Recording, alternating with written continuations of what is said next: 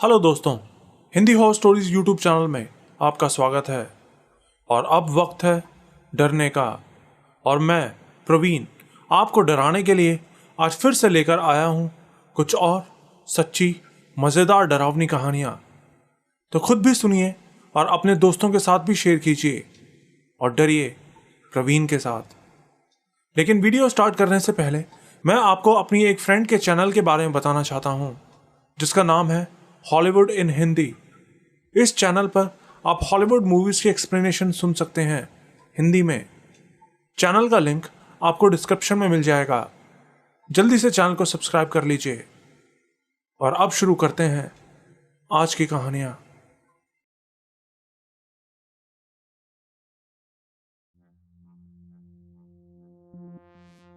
मैं जो कहानी आपको बताने जा रहा हूं यह सब मेरे एक दोस्त निखिल के साथ हुआ था जब वो पहली बार जॉब के लिए दिल्ली आया था। वो सर्दियों का टाइम था और मेरा दोस्त पहली बार दिल्ली आ रहा था। मैं भी दिल्ली में ही जॉब करता था और एक किराए के मकान में रहता था। तो पहली रात जब वो आया तो मैंने उसे रेलवे स्टेशन से पिक किया और अपने रूम में ले आया। उस दिन से वो मेरे ही साथ रहने लगा। फिर कुछ दिनों बाद एक दिन जब मैं अपने ऑफिस में था तो सुबह 11 बजे के करीब उसका फोन आया। उसने बताया कि उसका इंटरव्यू में सिलेक्शन हो गया है और अगले हफ्ते से ही उसकी ज्वाइनिंग है। ये खबर सुनते ही मैं बहुत खुश हो गया और हमने रात में पार्टी करने का प्लान बनाया। शाम को 7 बजे घर पहुंचने के बाद हम दोनों नहा धो के मार्केट से चिकन और दारू लेने के लिए चले गए। फिर घर आके हमने पार्टी की और करीब 11 बजे मैं सोने के लिए लेट गया। लेकिन निखिल बोला कि उसका बाहर घूमने जाने का मन कर रहा है। मैंने उसे कहा कि इतनी ठंड में बाहर कहां जाएगा, लेकिन वो नहीं माना। मुझे सुबह ऑफिस पे जाना था और तेज नींद भी आ रही थी। मैंने उसको बाहर जाने को मना कर दिया तो वो अकेला ही बाहर चला गया।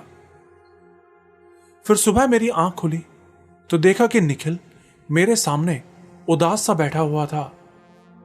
मैंने उससे पूछा भी कि क्या हुआ तुझे, लेकिन उसने कुछ नहीं कहा। मुझे लगा शायद रात में ज्यादा पी लेने की वजह से उसे हैंगओवर हो गया होगा। फिर मैंने नाश्ता बनाया और अपने ऑफिस के लिए चला गया। फिर शाम को जब मैं वापस आया तो देखा कि वो सोया हुआ था। मैंने उसको उठाने की कोशिश की लेकिन वो नहीं उठा। मुझे लगा शायद इसकी तबीयत खराब हो गई है। निखिल बचपन से ही एक एथलीट था और बहुत कम बीमार पड़ता था। लेकिन फिर रात में खाना बनाने के बाद जब मैं उसे उठाने लगा तो वो तब भी सो ही रहा था। मैंने नोटिस किया कि सोते सोते वो कुछ बड़बड़ाए जा रहा था। मुझे लगा शायद इसकी सच में ज्यादा तबीयत खराब है। तो मैंने उसे जबरदस्ती उठाया और घर के पास ही एक क्लिनिक में लेकर गया। डॉक्टर ने उसे चेक किया तो पता चला कि उसे 103 डिग्री बुखार था। वो देख के मैं भी घबरा गया। फिर डॉक्टर ने कुछ दवाइयां दी और उसको आराम करने को बोला। घर आके उसने एक रोटी खाई और दवाई लेके सो गया। उसके बाद मैं भी अपना काम निपटा के सो गया। लेकिन फिर अगले दिन जब मैंने निखिल को चेक किया तो उसे अभी भी बहुत तेज बुखार था। मैंने हमारे लिए खाना बनाया और फिर उसे नाश्ता करवा के मैं ऑफिस के लिए निकल गया। लेकिन आधे रास्ते जाने के बाद भी मेरा मन नहीं मान रहा था कि इतनी तेज बुखार में मैं अपने दोस्त को अकेला छोड़ के आ गया हूं। मैंने उसी वक्त अपने ऑफिस में कॉल करके छुट्टी ले ली और अपने रूम पे वापस चला गया। अपने रूम पे पहुंच के मैं दरवाजा खोलने ही वाला था कि मैंने अंदर से कुछ अजीब सी आवाजें आती नोटिस की। आवाजें ऐसी थी जैसे अंदर कोई जानवर गुर्रा रहा हो। मैं जल्दी से दरवाजा खोल के अंदर गया तो देखा कि निखिल फर्श को अपने नाखूनों से नोच रहा था। उसकी उंगलियों से खून भी निकल रहा था। यह देख के मेरी आंखें तो फटी की फटी रह गईं। मैंने ऐसा कुछ भी ना कभी पहले देखा था ना सुना था। मैं वहां खड़ा ही था कि तभी निखिल की नजर मेरे ऊपर पड़ी। वो टेढ़ी नजरों से मेरी तरफ देखता हुआ बंगाली में कुछ बोलने लगा। मुझे ठीक से समझ तो नहीं आ रहा था कि वो क्या बोल रहा है, लेकिन इतना जरूर समझ आया कि वो कह रहा था कि तू अभी यहां क्यों आ गया। उसकी बात सुन के मैं बोला, निखिल ये तू क्या कर रहा है, तू ठीक तो है ना? और मैंने इतना बोला ही था कि निखिल इतनी तेजी से मेरी तरफ झपटा कि मैं आपको बता नहीं सकता। पलक झपकते ही वो मेरे सामने आ गया और गुर्राते हुए बोला, मैं तुझे जिंदा नहीं छोड़ूंगा। ये सुनते ही मैं डर के मारे कमरे से बाहर भाग गया और जल्दी से अपने ऑफिस के एक दोस्त को कॉल करके सारी बात बताई। मेरा दोस्त बोला कि तू जल्दी से घर को बाहर से लॉक कर दे, मैं थोड़ी देर में ही तेरे पास पहुंच रहा हूं। फिर मैं जैसे ही घर पे ताला लगाने गया तो मुझे याद आया कि ताला तो घर के अंदर ही रखा है और मुझ में घर के अंदर जाने की हिम्मत नहीं थी। तो मैंने बाहर से ही दरवाजे की कुंडी लगाई और वहां से चला गया और अपने दोस्त के आने का वेट करने लगा। फिर करीब 1 घंटे बाद जब मेरा दोस्त आया तो वो मुझसे बोला कि जरूर इस पे कोई भूत आ गया है। मैंने कहा हाँ, मुझे भी ऐसा ही लग रहा है। मेरे दोस्त ने कहा कि वो एक पंडित जी को जानता है, शायद वो हमारी कुछ मदद कर सकते हैं। मैंने उसको पंडित जी को कॉल करके वहां बुलाने को कहा तो उसने अपने किसी रिलेटिव से फोन करके पंडित जी का नंबर लिया और उनको कॉल करके सारी बात बताई। तो पंडित जी ने बताया कि वो तो अभी नोएडा में किसी काम से गए हैं, आते आते उन्हें शाम के 6-7 बज जाएंगे। उन्होंने कहा कि तब तक तुम लोग घर के बाहर ही रहो। सर्दियों के दिन थे तो हम बाहर एक पार्क में जाके बैठ गए और पंडित जी के आने का वेट करने लगे। फिर करीब 2 बजे पंडित जी का फोन आया। वो बोले कि उनका काम जल्दी खत्म हो गया है, इसलिए वो अभी निकल रहे हैं। उन्होंने मेरा एड्रेस मांगा, लेकिन जब मैंने उनको एड्रेस दिया तो वो एकदम से गुस्से में बोले कि क्या तुम्हारे घर के आसपास कहीं कोई खाली सुनसान घर है जो सालों से बंद पड़ा है? उस वक्त मुझे तो कुछ समझ नहीं आया।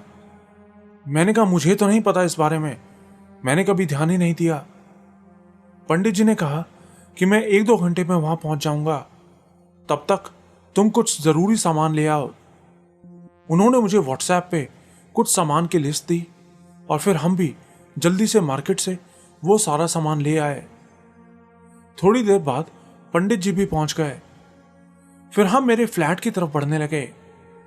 मेरा फ्लैट 3rd फ्लोर पे था और हम जैसे ही दरवाजे के पास पहुंचे तो अंदर से ही निखिल दरवाजा पीटने लगा और चिल्लाते हुए बोला कि इसे यहां से भगा दे वरना इस लड़के को मार दूंगा। फिर पंडित जी ने कुछ मंत्र पढ़े तो निखिल चिल्लाने लगा। शायद वो तब दरवाजे से दूर हो गया था। फिर मैंने दरवाजा खोला तो देखा कि अंदर पूरे घर का सामान फैला हुआ था।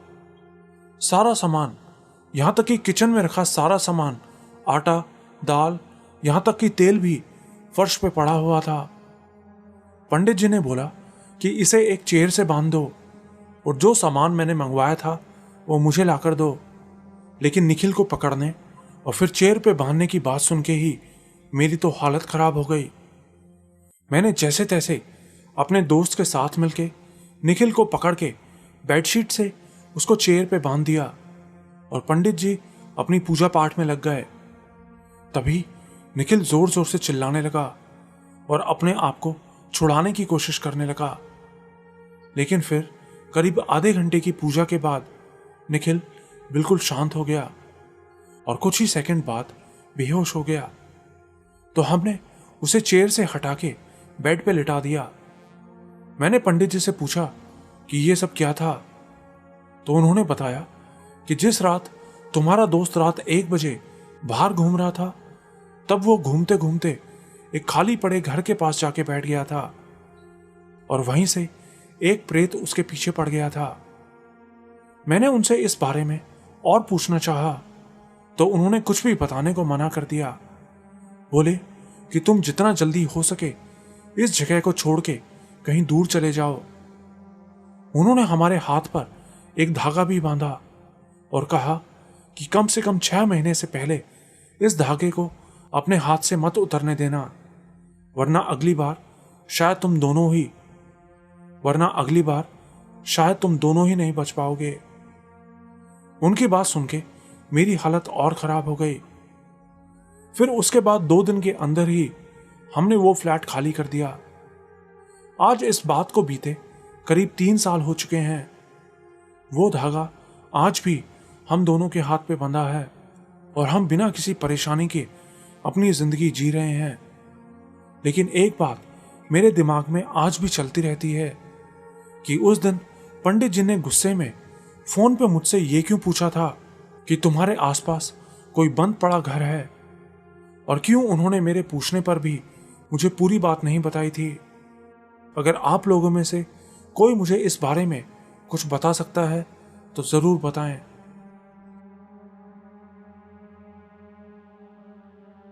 मेरा नाम नितिकेश है। मैं महाराष्ट्र के मुंबई से बिलोंग करता हूं। हमारे यहां सब लोग भूत प्रेतों को मानते हैं और इन पर विश्वास करते हैं। वैसे तो मेरे पास आपको बताने को बहुत सारे किस्से हैं जो मेरे साथ हो चुके हैं, लेकिन आज मैं आपको ये सब बताने के लिए नहीं बल्कि हेल्प मांगने के लिए अपनी कहानी लिख रहा हूं। मेरी स्टोरी सुन के अगर कोई मेरी हेल्प कर सकता है तो जरूर करे। मेरी उम्र 24 साल है और मैं हिंदी हॉरर स्टोरीज चैनल का बहुत बड़ा फैन हूं। मैं हर वक्त आपकी हॉरर स्टोरी सुनता रहता हूं। सुबह उठने से लेकर सोते वक्त तक मैं हेडफोन्स लगा के बस आपकी कहानियां सुनता रहता हूं। तो ऐसे ही एक दिन मैं आपके चैनल पर डीमंस की स्टोरी सुन रहा था। उस स्टोरी में मुझे लिलिथ नाम की एक डीमन के बारे में पता चला, तो मैंने सोचा कि मैं भी किसी तरह उसको अपने पास बुलाने की कोशिश करूंगा। लेकिन ये मेरी बहुत बड़ी भूल थी। मैंने इस डीमन के बारे में रिसर्च करना शुरू कर दिया। मैं दिन भर इसी के बारे में पढ़ता रहता, जिसकी वजह से मुझे रात में भी इसी के सपने आने लगे थे। मेरे मन में भी बार बार इसी डीमन का नाम आने लगा था। मैं इस नाम को अभी इस वजह से नहीं ले रहा हूं क्योंकि मैं नहीं चाहता कि जो कुछ मेरे साथ हुआ है वो आपके साथ भी हो। तो बार बार इस डीमन को याद करने की वजह से धीरे धीरे मेरे साथ सब कुछ बुरा होने लगा। हर रोज बिना किसी वजह के ही मेरे साथ कुछ ना कुछ गलत हो जाता। मुझे शुरू से ही अकेले सोने की आदत थी।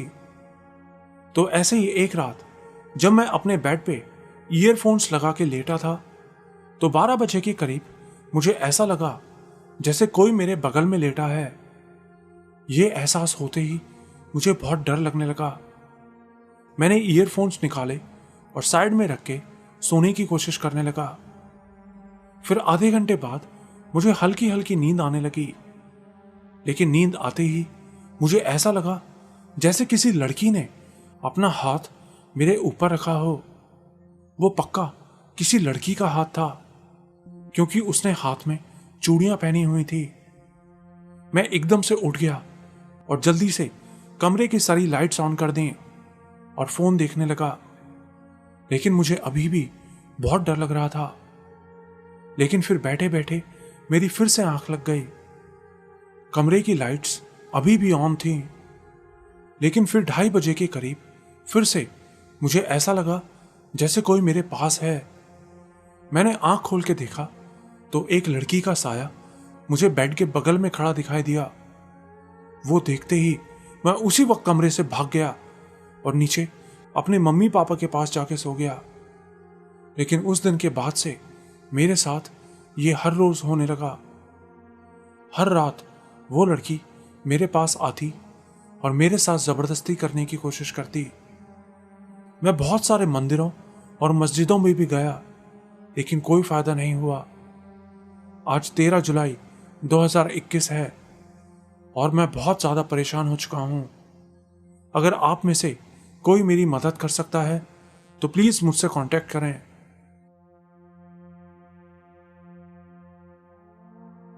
मेरा नाम विपुल है। मैं आपको अपने और अपने दोस्तों के साथ घटी एक सच्ची घटना के बारे में बताना चाहता हूं। यह हमारे साथ 2019 दिसंबर में हुआ था। तो हुआ ऐसा था कि अपनी भागदौड़ भरी जिंदगी से थोड़ा ब्रेक लेने के लिए हम कुछ दोस्तों ने गोवा घूमने जाने का प्लान बनाया था। आप लोग जानते ही हैं कि 25 दिसंबर से लेकर 2 जनवरी तक गोवा में कैसा माहौल रहता है।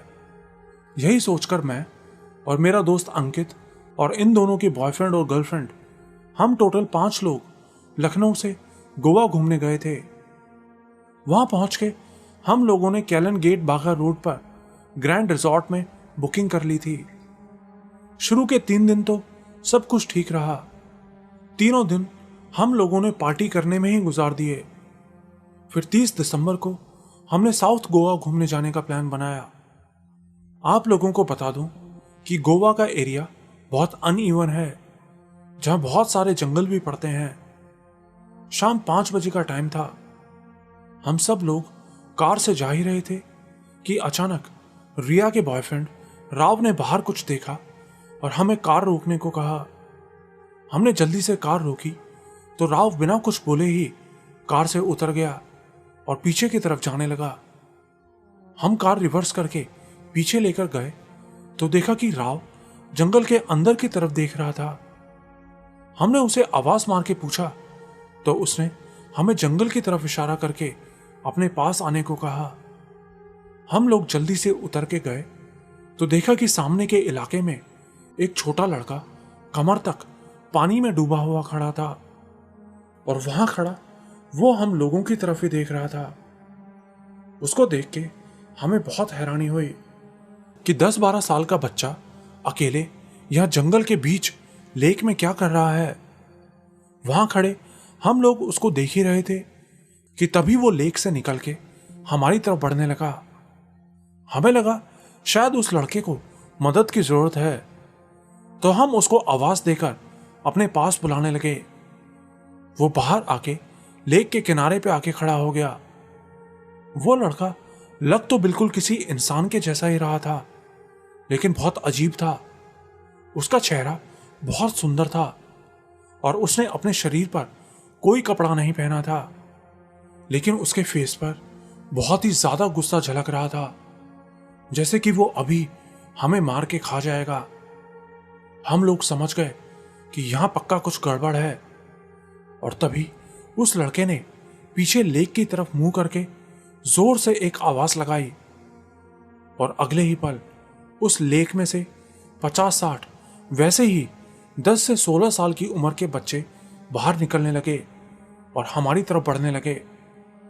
हम लोग उसी वक्त भाग के अपनी कार में पहुंचे और कार भगा दी, लेकिन वो सब 500 मीटर तक हमारे पीछे भागते रहे और फिर अचानक से वहां से गायब हो गए। इस घटना से रिया बहुत डर गई थी। फिर किसी तरह हम लोग सही सलामत रिजॉर्ट पहुंचे और वहां के मैनेजर को यह सारी बात बताई। मैनेजर ने बताया कि गोवा जितनी खूबसूरत जगह है उतनी ही डरावनी चीजें भी यहां मौजूद हैं, लेकिन इस तरह की बात उसने भी पहले कभी नहीं सुनी थी। खैर, इसके बाद की हमारी पूरी ट्रिप बहुत अच्छे से गुजरी। हमने बहुत मस्ती की, लेकिन उस शाम वो सब लोग कौन थे ये हम नहीं जानते। अगर आप लोगों में से किसी को इस बारे में पता हो तो जरूर बताइए।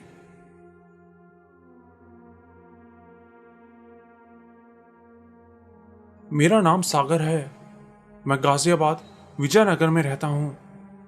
मैं जो बात आपको बताने जा रहा हूं ये मेरे साथ अभी कुछ ही दिन पहले हुआ था। ये 10 जून 2021 की बात है। तो हुआ ऐसा था कि 11 जून को मेरी फर्स्ट मैरिज एनिवर्सरी थी, जिसके लिए मेरी वाइफ के घर पे एक पार्टी रखी गई थी। लेकिन ऑफिस से छुट्टी ना मिलने की वजह से मुझे रात में ही निकलना पड़ा। सुबह मुझे ऑफिस भी ज्वाइन करना था। मुझे अपने ससुराल बुलंदशहर में जाना था, तो वहां जाने के लिए मैं शाम 7 बजे ही अपनी बाइक पे घर से निकल गया। हाईवे पर तो मुझे कोई प्रॉब्लम नहीं हुई क्योंकि वहां अच्छा ट्रैफिक चल रहा था। लेकिन जब मैं अपने ससुराल जाने के लिए दूसरे हाईवे पर मुड़ा तो वो हाईवे बिल्कुल सुनसान था और वहां से मुझे 40 किलोमीटर और आगे जाना था। रात के 9 बज चुके थे। दूर दूर तक रोड पर ना कोई गाड़ी थी, ना कोई लाइट लगी थी। मैंने अपनी बाइक की स्पीड कम कर ली और हेलमेट उतार के धीरे धीरे बाइक चलाने लगा। लेकिन हेलमेट उतारते ही मुझे आगे रोड के साइड में खेतों से एक औरत बाहर आती दिखाई दी। मैंने उसको देखकर इग्नोर कर दिया। मुझे लगा शायद आसपास की ही कोई औरत होगी। लेकिन थोड़ी सी दूर आगे जाके मुझे ध्यान आया कि यहां से एक गांव तो 10 किलोमीटर पीछे पड़ता है और अगला गांव 20 किलोमीटर आगे है जिसका नाम गुलाबटी है। तो फिर ये औरत इतनी रात यहां क्या कर रही है? मुझे बहुत अजीब लगा। मैंने बाइक रोक ली और घुमा के फिर से उसकी तरफ जाने लगा। जब मैं उसके पास पहुंचा तो वहां खड़ी वो मेरी तरफ ही देख रही थी। मैंने अपनी बाइक उससे करीब 20 मीटर दूर रोक ली और उसको आवाज लगा के पूछा, कहां जाना है आपको? लेकिन उसने जवाब नहीं दिया। आप यहां खो गई हो क्या? मैं दौलतपुर जा रहा हूं, आ जाओ, मैं आपको छोड़ दूंगा। मैंने फिर से पूछा, लेकिन उसने कोई जवाब नहीं दिया। लेकिन तभी मुझे बहुत अजीब सा लगने लगा। मेरे मन में एकदम से आवाज आई कि बाइक घुमा और यहां से भाग जा। और इतने में ही वो औरत चीखते हुए मेरी तरफ भाग के आने लगी। मैंने उसी वक्त अपनी बाइक घुमाई और वहां से भगा दी। उस वक्त मैं 140 की स्पीड में अपनी बाइक भगा रहा था, लेकिन फिर भी मुझे पसीना आ रहा था। वो अभी भी बिल्कुल मेरे पीछे थी। फिर मुझे याद आया कि मेरी चेस्ट पर भोलेनाथ का एक टैटू बना है और ये याद आते ही मैंने वहीं पे अपनी बाइक रोकी और पीछे मुड़ के देखा। वो औरत भागती हुई आ रही थी। मैंने अपनी टी शर्ट उतार दी और जोर से चिल्लाया, आजा, तुझको देख ही लेता हूं, तू क्या करेगी? लेकिन मेरे इतना कहते ही वो गायब हो गई। फिर मैंने अपनी टी शर्ट पहनी और बाइक स्टार्ट करके किसी तरह अपने ससुराल पहुंच गया। लेकिन मैंने ये बात किसी को नहीं बताई, नहीं तो वो लोग भी फालतू में परेशान हो जाते और आगे से मुझे रात में आने से भी मना कर देते। मुझे रात में बाइक पर लंबा सफर करना बहुत अच्छा लगता है। आप सब लोगों से भी मैं ये कहना चाहता हूं कि अगर आप कभी रात में लॉन्ग ड्राइव पर जाओ तो अपने भगवान को याद करके ही निकलो और अपनी मम्मी या बहन के हाथ से पानी पीकर ही निकलो।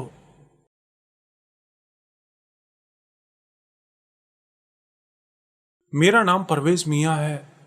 मैं नेपाल का रहने वाला हूं। मैं जो बात आपको बता रहा हूं ये सब मेरी बुआ के लड़के के साथ हुआ था। तो हुआ ऐसा था कि उन दिनों मेरी बुआ का लड़का हमारे यहाँ पढ़ाई करने के लिए आया था। जब वो हमारे घर में आया तो पहले दिन से ही खोया खोया सा रहता था, किसी से ज्यादा बात भी नहीं करता था। लेकिन फिर करीब 2 हफ्ते बाद उसने अजीब अजीब हरकतें भी करना शुरू कर दिया। वो रात रात भर जागता रहता और अकेले बैठा कुछ कुछ बड़बड़ाता रहता। यह सब मैंने अपनी मम्मी को बताया तो उन्होंने उससे इस बारे में पूछा, लेकिन उनके पूछते ही वो बहुत गुस्सा हो गया। उसने कुछ नहीं बताया। अगले कई दिनों तक ऐसा ही चलता रहा। फिर एक दिन मेरी मम्मी जब रात में टॉयलेट के लिए उठी तो देखा कि वो अपने बेड पे बैठा कुछ बड़बड़ा रहा था और अजीब सी पागलों जैसी हरकतें कर रहा था। तो मम्मी ने उसको डांटा और सोने के लिए कहा। लेकिन तब मम्मी को यह समझ आ गया था कि इसके साथ जरूर कोई ऊपरी समस्या है। तो अगले दिन मम्मी एक मौलवी को घर लेकर आई और उसको दिखाया। मौलवी ने घर आके उसको अपने सामने बिठा के पूछा, तुम कौन हो? तो उसके अंदर की आत्मा ने जवाब दिया, मेरा नाम राहुल है, मुझे इसके ऊपर भेजा गया है। मौलवी ने पूछा, किसने किसने भेजा है तुमको इसके ऊपर? तो राहुल बोला, इसी के एक रिश्तेदार ने भेजा है इसकी लाइफ खराब करने के लिए। इसके बाद मौलवी ने किसी तरह उस आत्मा को एक बकरे के बदले उसका शरीर छोड़ के जाने को मना लिया। इसके बाद 4-5 दिनों तक तो वो बिल्कुल ठीक रहा, लेकिन 4-5 दिन बाद फिर से उसके अंदर कोई और आत्मा आ गई और ये आत्मा पहले से बहुत ताकतवर थी। वो दिन भर एक कमरे में बंद रहता था और वहां रखी चीजों से कुछ कुछ बनाता रहता था। एक दिन उसने मेरे खराब पड़े लैपटॉप को भी डीवीडी प्लेयर का सामान यूज करके ठीक कर दिया। मैंने उससे पूछा कि तूने ये कैसे किया? ये लैपटॉप तो खराब था, तूने इसे कैसे ठीक कर दिया? तो वो बोला कि इस साइंस की शुरुआत हमसे ही हुई है। उसकी बात सुन के मैं बहुत डर गया। मैंने जल्दी से अपनी माँ को बताया तो मेरी माँ ने उस आत्मा से उसका शरीर छोड़ देने की विनती की। बोली, इस लड़के ने तुम्हारा क्या बिगाड़ा है? तो वो आत्मा उसका शरीर छोड़ के जाने को तैयार हो गई, लेकिन फिर हर 2-3 दिन बाद वो आत्मा फिर से उसके शरीर में आ जाती। आखिर में बहुत परेशान होकर मेरी माँ ने एक बड़े मौलवी को दिखाने का फैसला किया। जब हम लोग घर में इस बारे में बातें कर रहे थे तो वो हमारे पास आके बोला, मुझे इसके ऊपर से कोई नहीं हटा सकता। और इतना कह के वो जोर जोर से हंसने लगा। फिर कुछ दिन बाद हम उसको एक बड़े मौलवी के पास लेकर गए तो उन्होंने कुछ पढ़ के राहुल की आंखों में फूंक मारी, जिसके बाद राहुल बोला, मुझे एक औरत दिखाई दे रही है। वो एक बरगद के पेड़ के नीचे बैठ के काला जादू कर रही है। मौलवी ने पूछा, कौन सा पेड़? तुम जानते हो वो पेड़ कहाँ है? तो वो बोला कि वो पेड़ मेरे घर के बगल में ही है। तो हम लोग जल्दी से उस पेड़ के पास पहुंचे तो देखा कि एक औरत वहां बैठी काला जादू कर रही थी। मौलवी ने उसको पकड़ लिया और उसकी साधना भंग कर दी और उसके काले जादू का सारा ज्ञान भी खत्म कर दिया। आज मेरी बुआ का लड़का बिल्कुल ठीक है और अपनी पढ़ाई पूरी करके जॉब कर रहा है।